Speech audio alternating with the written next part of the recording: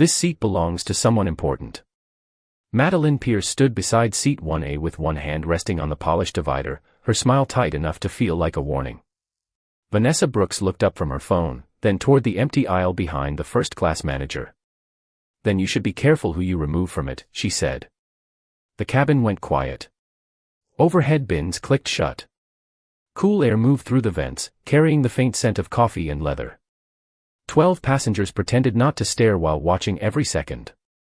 Madeline had already checked Vanessa's ticket once at the door, yet she had returned with 2 airport police officers as though a valid boarding pass had somehow become suspicious after Vanessa sat down. Officer Ryan Cole stopped beside the seat, broad-shouldered in a dark airport police uniform, his expression settled before he asked a single question. His younger partner, Luke Harris, remained one step behind him, studying the digital boarding pass still glowing in Vanessa's hand. In less than 5 minutes, the people standing around her would learn why she understood every rule they were ignoring.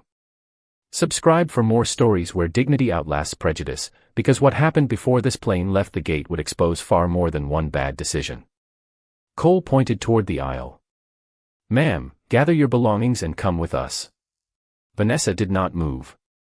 Her charcoal suit was simple, her jewelry understated, and the small black travel bag beneath her feet carried no designer label. Nothing about her announced wealth, and that appeared to be the only evidence Madeline trusted. "For what reason?" Vanessa asked. "The airline says there is a problem with your seat assignment." "The airline scanned my boarding pass at the gate." Madeline folded her arms. "The system can make mistakes." Vanessa held out her phone. "Then scan it again." A young flight attendant named Grace Turner stood near the galley with a handheld reader. She took half a step forward, but Madeline stopped her with a glance. "That will not be necessary." Vanessa noticed the exchange. She also noticed Luke looking at the screen over Grace's shoulder, where a green verification bar remained visible. "Officer," Vanessa said, turning back to Cole, "have you personally confirmed that my ticket is invalid?" His jaw tightened. "You can explain everything at the gate." "I have already explained it here." "You are delaying the flight." Vanessa looked toward the open aircraft door. Boarding had ended only 30 seconds earlier. Ground workers were still loading bags beneath the cabin, and the jet bridge remained connected. No delay existed yet, except the one they were creating. "Please record that I requested verification," she said. Cole glanced at the body camera clipped to his uniform.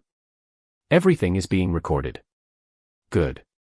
Her answer was quiet, but Luke looked at her differently after hearing it. Vanessa reached beneath the seat and touched the zipper of her travel bag. Inside rested a small silver toy airplane, worn along one wing from years of being held by a child who had once believed flying should feel safe for everyone. She had carried it onto every Horizon Crest flight since purchasing the airline 11 months earlier. No employee knew she was traveling today. That was intentional. More than 30 complaints had reached her office from black passengers who said they had been questioned, downgraded, or treated like intruders in premium cabins. Most had been closed with the same phrase, "Staff followed standard procedure." Vanessa had boarded anonymously to discover what that phrase truly meant. Madeline gestured toward the aisle. "Stand up now, or the officers will remove you." Vanessa looked at Grace's scanner, then at Luke, then directly into Cole's eyes. "Before I stand, check the passenger manifest." Cole did not turn around. "We are past that." Vanessa slowly placed her phone on the armrest. "No," she said. "You decided to skip it." Vanessa let the silence remain between them. It was not hesitation. She was giving each person one final chance to choose procedure over assumption. Grace still held the scanner near the galley, its green status light glowing against her fingers. Luke Harris noticed it again. "Let her scan the pass," he said quietly. Ryan Cole turned his head. "The flight manager already confirmed." "The issue?" "She did not confirm it," Vanessa replied. She repeated it. Madeline's expression hardened. "I have managed premium service for 9 years. I know when something is wrong." Vanessa looked around the cabin. The passengers in the first 2 rows avoided her eyes, but their attention remained fixed on the confrontation. A gray-haired man across the aisle lifted his phone slightly, pretending to check a message while recording. "What exactly is wrong?" Vanessa asked. Madeline pointed toward the seat number displayed on the armrest.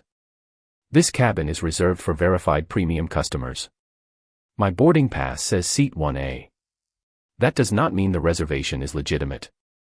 Vanessa felt the familiar weight behind those words. Not evidence. Not policy. A conclusion formed before the facts had been allowed into the room. She had heard similar language in the complaint stacked across her desk for months.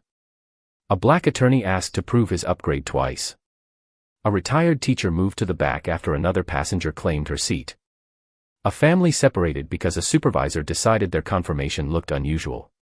Each report ended with a polished sentence about misunderstanding and standard procedure. Vanessa had purchased Horizon Crest Airlines after discovering how easily institutions could hide harm beneath professional language. The decision had not begun in a boardroom. It had begun 7 years earlier beside a hospital window, when her 12-year-old son Ethan asked why flying made some people feel welcome and others feel watched. He had loved airplanes with uncomplicated devotion. He knew every aircraft model, every tail design, every route between major cities. Before his illness grew worse, he gave Vanessa the small silver airplane now resting inside her bag.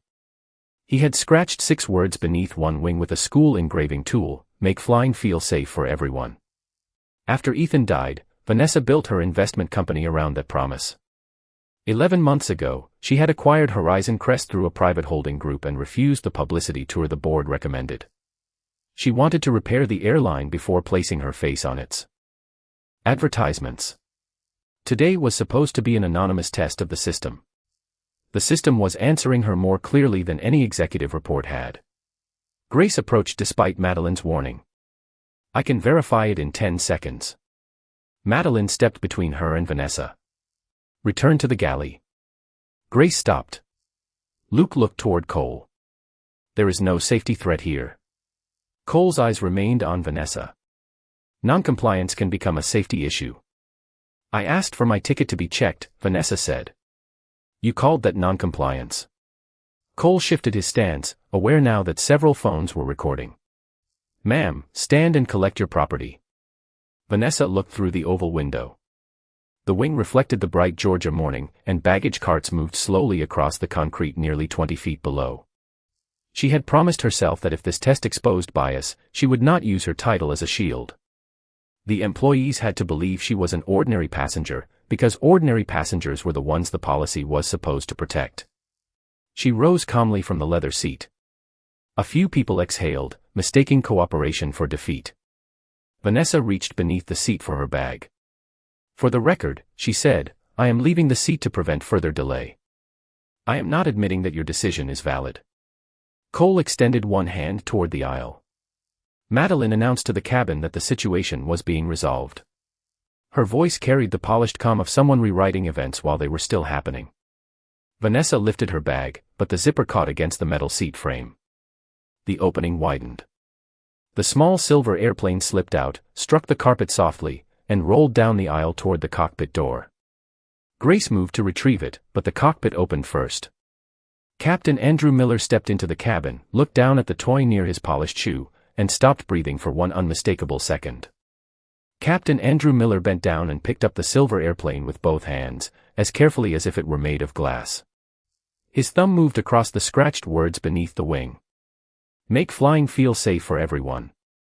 The color drained from his face. He had seen that toy once before, resting beside a stack of acquisition papers in a private conference room 11 months earlier. Vanessa had placed it on the table before signing the agreement that gave her holding company controlling ownership of Horizon Crest Airlines. Andrew looked past Ryan Cole and found her standing in the aisle with her bag against her side. Ms. Brooks, he said, I was told you would be traveling anonymously. The cabin became completely still. Madeline turned toward him. Captain, there has been a seating problem. Andrew did not take his eyes off Vanessa. I can see that. He stepped forward and returned the airplane to her open palm. Are you all right? Vanessa closed her fingers around the toy. I asked them to verify my ticket. Andrew looked at Grace. Was it verified? Grace held up the scanner. Yes, Captain. Seat 1A. The boarding pass is valid. Luke Harris exhaled and looked toward Cole. That is what I saw. Cole's expression changed, but his voice remained firm. We responded to a report from airline staff. We had not been given complete information. Vanessa studied him. You were given my boarding pass. Madeline stepped closer to Andrew. The executive code looked unusual.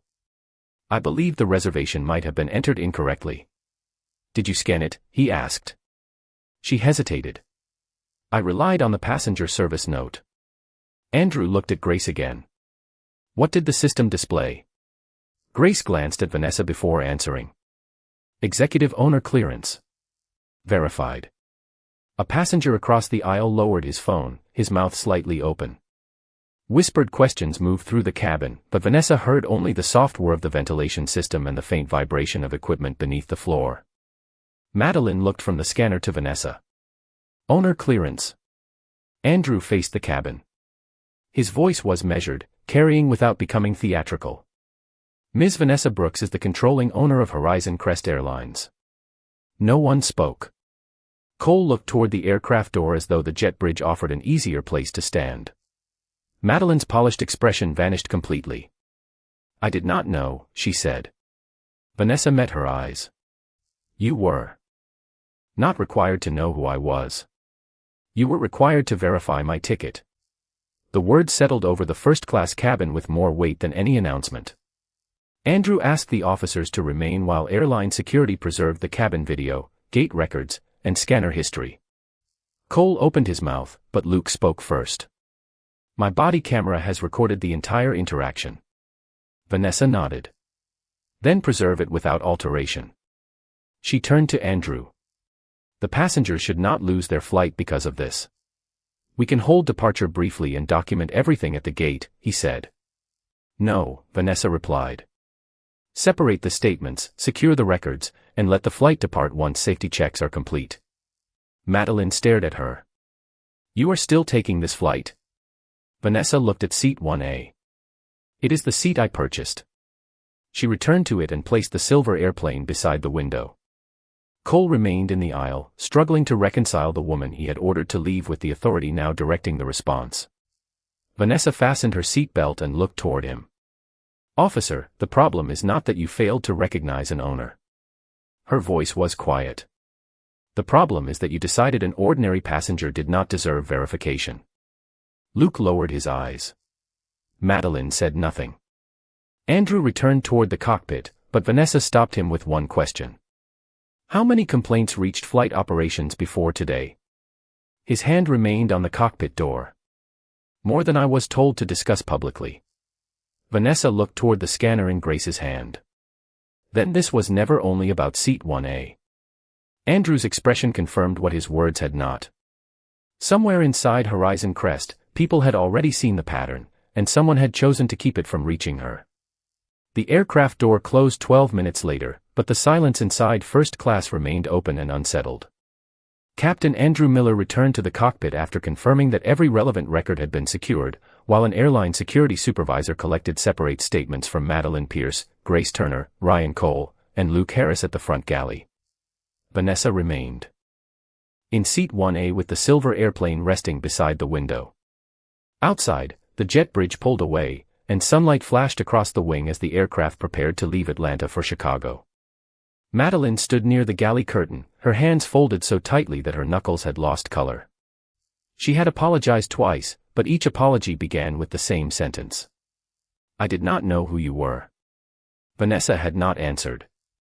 The words only confirmed the deeper problem. Grace approached quietly with a glass of water. I should have scanned your ticket sooner, she said. Vanessa accepted the glass. You tried. I stopped when she looked at me. Grace glanced toward Madeline. That was still a choice. Vanessa studied the young flight attendant's face. There was fear there, but also honesty. Then remember how it felt the next time someone expects you to stay silent. Grace nodded and returned to the galley. Across the aisle, the gray-haired passenger who had recorded the encounter introduced himself as Thomas Reed, a retired civil rights attorney. He offered to send Vanessa the video. It captured everything from the second officer arrived, he said. Including the scanner display. Vanessa gave him the secure address for Horizon Crest's independent ethics office rather than her private email. She wanted a chain of evidence, not a personal favor. As the plane began moving toward the runway, Luke stood near the closed aircraft door finishing his statement. Ryan spoke in a low voice beside him. "You made me look reckless." Luke turned toward his partner. "You told me not to check." "We were responding to airline staff." "We were responding to one person's assumption." Ryan's body camera continued recording. Madeline heard the exchange and looked away. Vanessa watched without interrupting. Power revealed itself most clearly when people believed the important moment had passed. A chime sounded, and everyone took their seats for departure. Ryan and Luke left the aircraft through a reopened service door after the security supervisor confirmed their footage had been uploaded. Before stepping onto the jet bridge, Luke looked back at Vanessa. "I saw the green verification." Before Officer Cole gave the order, he said, "I should have said it immediately." Vanessa held his gaze. "Tell the investigator exactly that." Ryan paused behind him. "You are going to have me suspended." "No," Vanessa said. "Your decisions will determine what happens to you." The service door closed again. Madeline remained aboard because another qualified manager was not available, but she was removed from direct passenger service for the flight and seated in the rear crew position. The engines deepened beneath the cabin. Vanessa felt the vibration travel through the leather armrest and into her fingertips. 11 months of executive reports had described Horizon Crest as improving. Customer satisfaction was higher. Premium revenue had increased. Complaint closure times were shorter. None of those numbers had revealed that complaints were being closed because managers had learned how to make them disappear. Once the aircraft reached cruising altitude, Andrew called Vanessa through the cabin phone. His voice was low. "There is something you need to know. Flight operations received 14 similar complaints this year. Customer experience received at least 18 more. Why did they not reach the ownership review? They were coded as seating misunderstandings instead of discrimination complaints." Vanessa looked at the toy airplane beside the window. "Who approved the coding?" Andrew was silent for a moment. "Regional Vice President Charles Whitmore." Vanessa knew the name. Whitmore had presented the board with a report showing that premium cabin complaints had fallen by 40%. The numbers had not improved. The labels had changed. "Preserve his communications," she said. "Do not contact him yet." Andrew understood immediately. "You think he will delete records?" "I think people protect what made them look successful." Beneath them, the clouds stretched white and endless across the morning sky. Vanessa closed her hand around Ethan's small airplane. What began beside seat 1A was no longer a mistake made by one manager and one officer.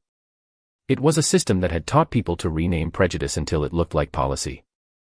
By the time Flight 482 began its descent into Chicago, Horizon Crest's independent ethics office had already secured the first layer of records.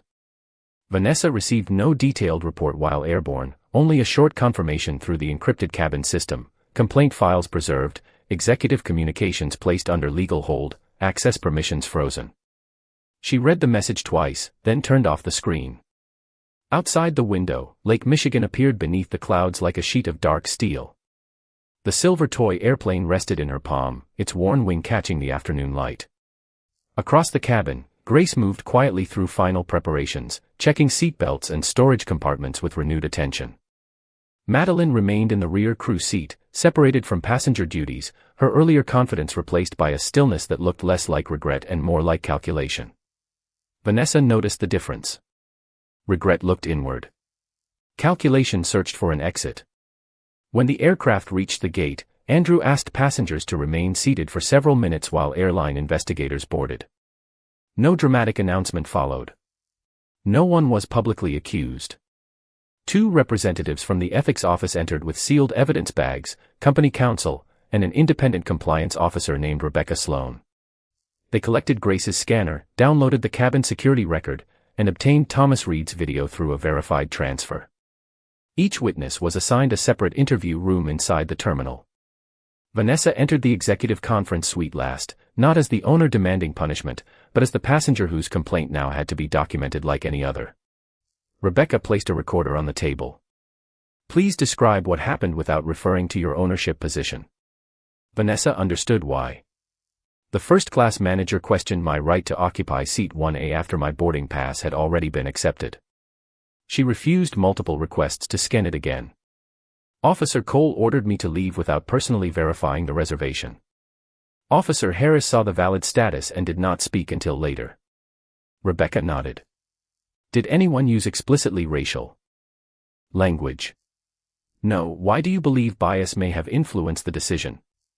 Vanessa looked through the glass wall at travelers moving past with rolling bags and paper cups. Because every piece of available evidence supported my presence, yet my appearance was treated as stronger evidence than the ticket. In another room, Grace described Madeline's warning glance and the green verification bar.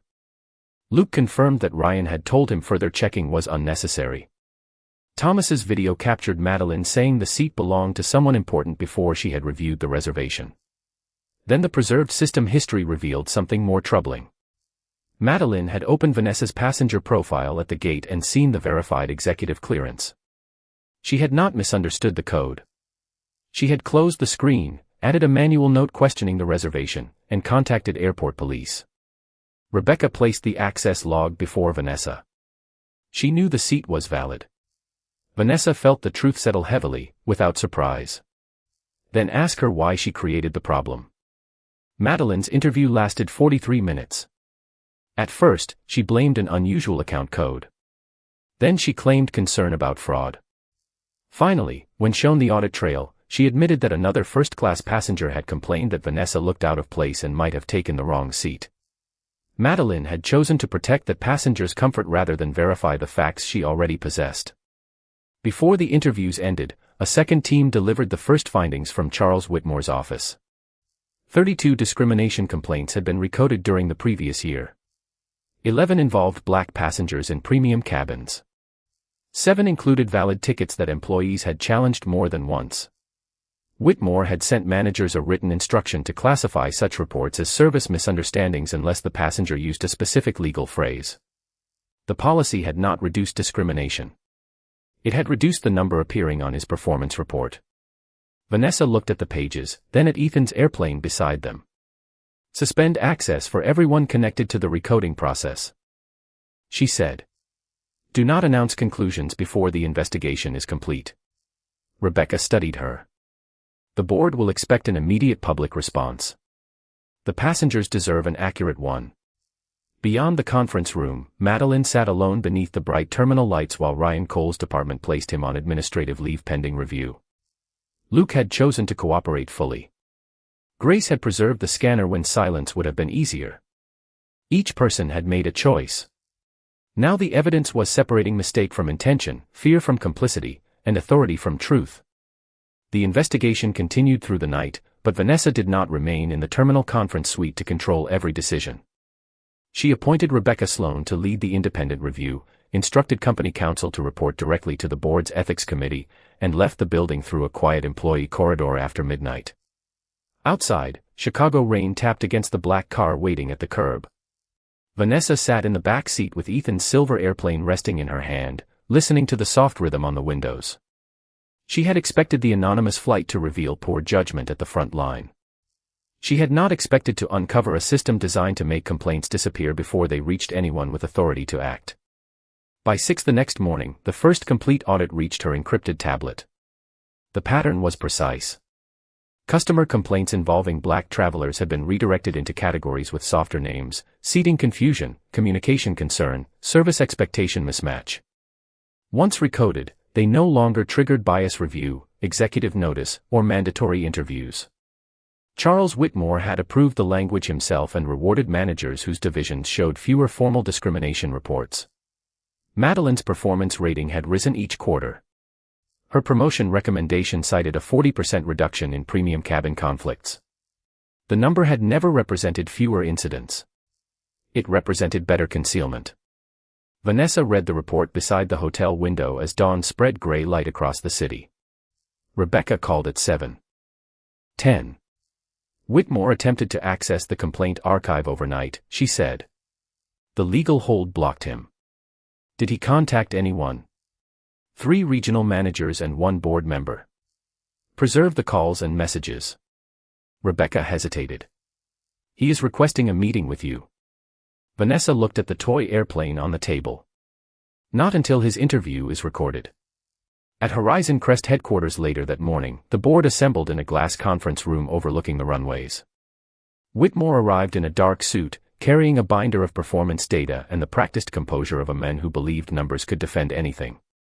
Vanessa sat at the far end of the table without an entourage. Rebecca and 2 outside investigators occupied the seats beside her. This has been mischaracterized, Whitmore began.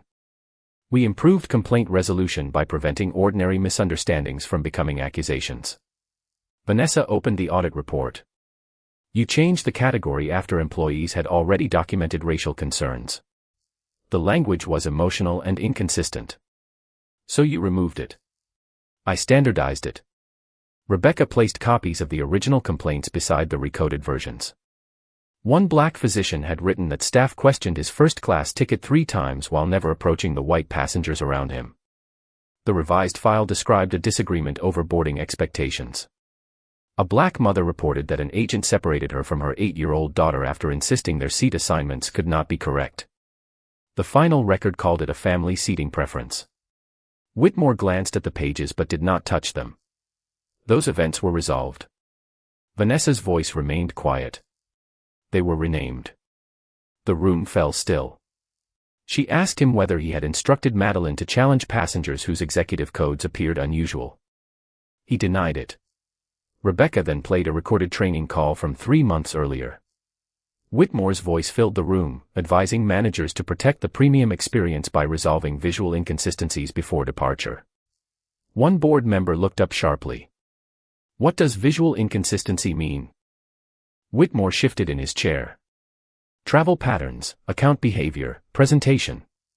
Vanessa met his eyes. Appearance. He did not answer. Outside the glass wall, aircraft moved across wet pavement, their lights blurred by rain. Vanessa thought of the cabin, the scanner glowing green, and Madeline choosing not to use it. You built a system where prejudice could hide behind business language, she said. Then you rewarded people for keeping the numbers clean. Whitmore closed his binder. You are making this personal because of what happened to you. Vanessa looked around the table. What happened to me made the system visible. It did not create it. The Ethics Committee voted to place Whitmore on immediate leave, suspend Madeline pending final findings, and refer the complaint manipulation to federal regulators. Ryan Cole's department opened a separate review of his conduct, while Luke Harris submitted a full statement acknowledging that he had seen the valid verification and remained silent. Grace provided the scanner record and agreed to assist with future training. By noon, the evidence had moved beyond 1 cabin and 1 seat. The question was no longer whether Vanessa had belonged in first class. It was how many passengers had been taught to doubt their own belonging because the airline had found it easier to protect its image than to protect them. 3 months later, the independent review delivered its final findings to the Horizon Crest board. The report covered 187 pages, but the central truth fit into a single sentence: the airline had rewarded employees for reducing complaints without asking whether the underlying harm had actually stopped. 32 cases had been improperly recoded. 14 involved black passengers in premium cabins. 9 contained valid tickets or upgrades that employees had questioned after boarding. In 6 cases, managers had relied on another passenger's discomfort instead of the reservation system. Charles Whitmore was terminated for manipulating records, misleading the board, and obstructing the review. Federal regulators opened a separate inquiry into the company's complaint practices. Madeline Pierce appeared before the Ethics Committee without the polished confidence she had carried onto Flight 482. Her attorney sat beside her, but she chose to answer directly. I saw the executive verification, she admitted. I also heard a passenger say she did not believe Ms. Brooks belonged in that seat. Rebecca Sloan looked across the table. Why did you trust the complaint over the system? Madeline stared at her folded hands. Because the complaint matched what I expected to see. The room became still. Vanessa felt no satisfaction in hearing the admission. It was not dramatic. It was worse than that. It was ordinary. Madeline had not needed an explicit hateful policy. She had only needed an assumption, authority, and a workplace that rewarded fast removal over careful verification. "Did you treat other passengers the same way?" Vanessa asked. Madeline's eyes lifted slowly. "Yes." "How many?" "I do not know." "Then the review will." Madeline was dismissed from passenger-facing duties and later separated from the airline after investigators confirmed repeated misconduct. Ryan Cole's department concluded that he had acted without independently verifying the reported ticket issue and had ignored Luke Harris's request to check the scanner. He received a formal suspension, mandatory retraining, and removal from airport response assignments pending further evaluation.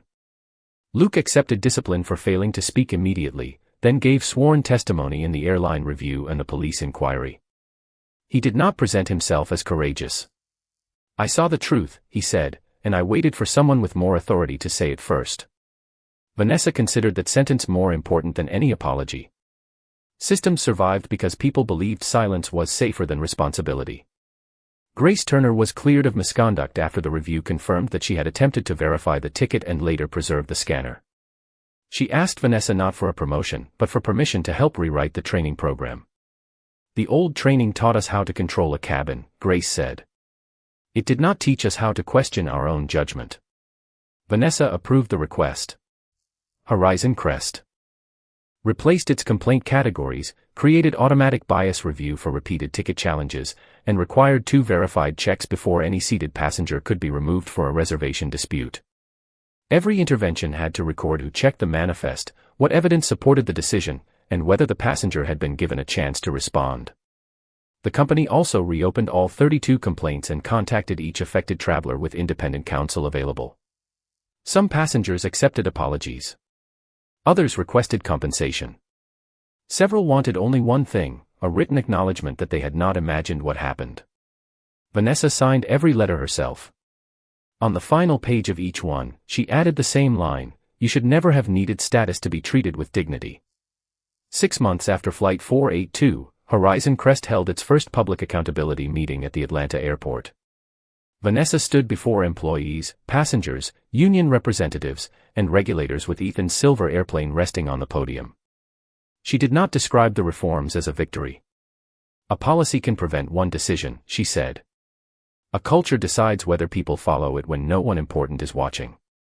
In the front row, Grace listened with a training binder in her lap. Luke sat near the aisle, no longer hiding behind another officer's certainty. Madeline was not there. Ryan Cole watched through the official live stream as part of his retraining program. Vanessa looked across the room at hundreds of faces and understood that ownership had given her the power to change procedures, but not the right to declare the work finished. The real test would come later, in another cabin, with another passenger whose name meant nothing to the people standing over the seat. That passenger would reveal whether Horizon Crest had learned anything at all. Several weeks after the accountability meeting, the first real test came on a crowded evening flight from Atlanta to Seattle. Vanessa was not aboard. No executive was watching from the gate. No camera crew stood nearby. The passenger in seat 2C was a black woman named Elaine Foster, a 63-year-old retired school principal traveling to meet her first grandchild. She wore a soft gray cardigan, carried a canvas tote, and held a valid first-class boarding pass that had been upgraded with miles. Minutes before departure, a white passenger across the aisle told a flight attendant that Elaine might be sitting in the wrong cabin because she had boarded through the priority lane alone and seemed confused when placing her bag overhead. The complaint reached Grace Turner, now serving as lead flight attendant under the new training program. For one brief second, the old pattern stood before her in familiar clothing, a confident accusation, an ordinary passenger, and the pressure to resolve discomfort quickly. Grace did not approach Elaine with suspicion. She checked the manifest first. Seat 2C was confirmed. The upgrade was valid. The boarding skin matched. Then she spoke privately with the passenger who had complained. "Her reservation is correct," Grace said. "There is no seating issue." The passenger frowned. "I was only trying to help." "Then the matter is resolved." Grace returned to Elaine and asked whether she needed assistance storing her tote. Elaine studied her face carefully. "Was someone questioning my seat?" Grace could have softened the truth. Instead, she answered honestly.